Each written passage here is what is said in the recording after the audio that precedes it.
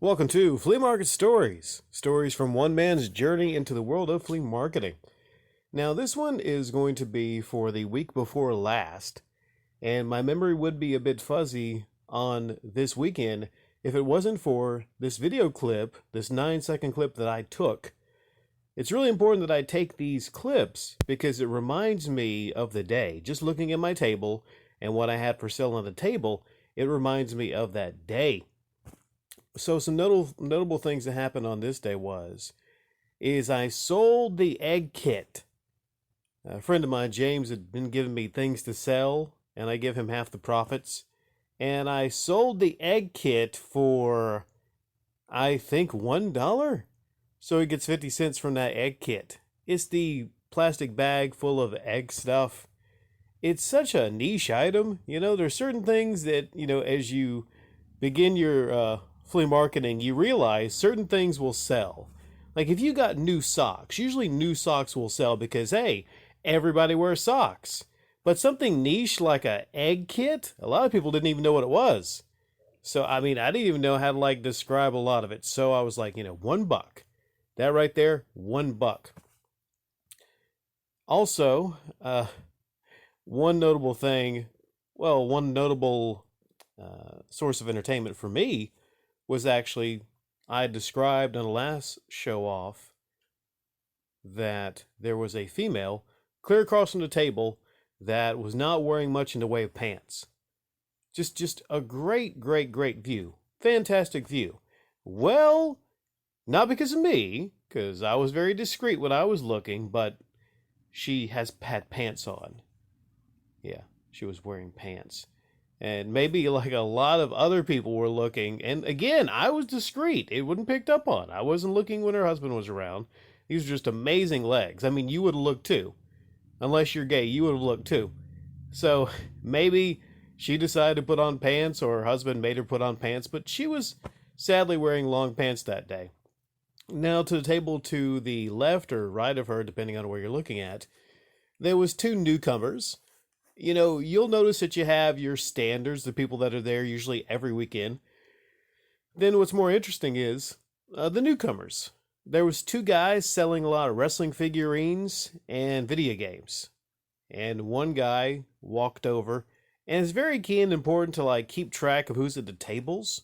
So, you're dealing with somebody that, is somebody else they're selling and not just like a regular customer. Well, I guess it's not super important, but, I like to keep track of who all's around the tables. He walked over just to look at the games I had, and he talked about Dishonored 2 being a great game.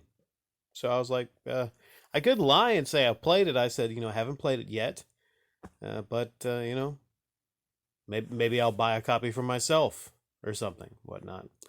I forget what else we talked about. Now, there was a guy to the right of me. That was a buddy of mine, and he went off to the bathroom. And I didn't know how far the bathroom was. The one that I use is a little bit ways, but I guess there's a closer one.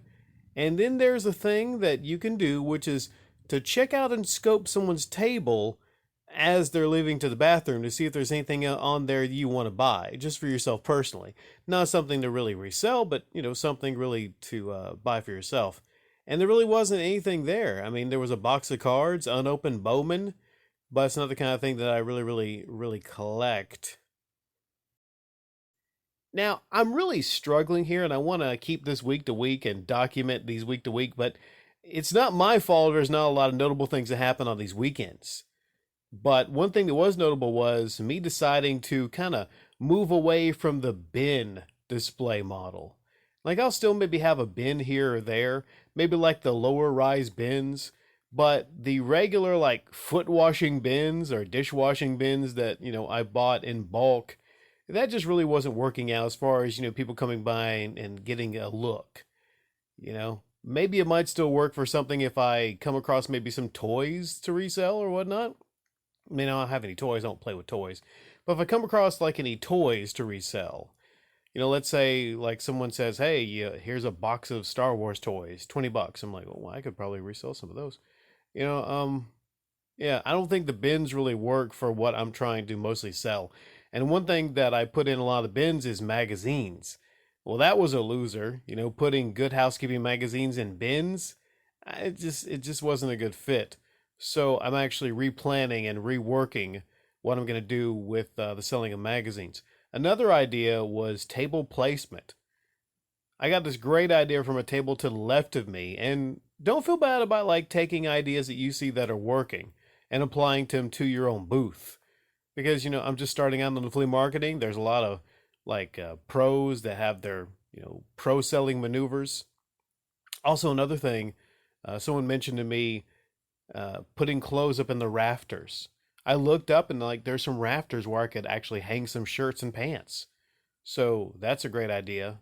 It's a little bit more might go into that, and you could argue that that kind of takes the shirts and the pants away from where people could look at them. But if you have a lot of shirts and pants to sell and you don't have the room on your table, that might work. No, I looked at this design to the left of me, and it had the table pulled all the way back, and then it had this small table up and to the right. And I noticed that there was actually some success with this model. So on the next installment of Flea Market Stories, I actually go into and show my new setup, my new design. Outside of that, there wasn't really anything super notable, I think, that happened on this day. Since I have some free time here, I'll run into was this one instance to where, and this maybe happened months ago, where this really weird looking fellow walked over to my table and he presented to me, my apologies if I told this before, I don't think I did. He presented to me a PlayStation controller, and this controller looked terrible, looked horrendous, was covered in looked like this weird film. I don't know if it's like I don't know if it's like a situation where this guy was like DSP gaming, but there's this weird, milky film on the PlayStation controller, and also it had like dirt embedded. The start select. There was a rings of dirt all around this stuff, and he presented it to me in his hand.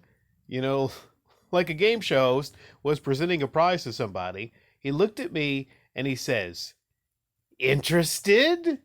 Almost like it was a joke. I declined. I said, "Not at this moment, no." Kind of like looking at him with the look like, "You're really trying to sell this dirty crap?"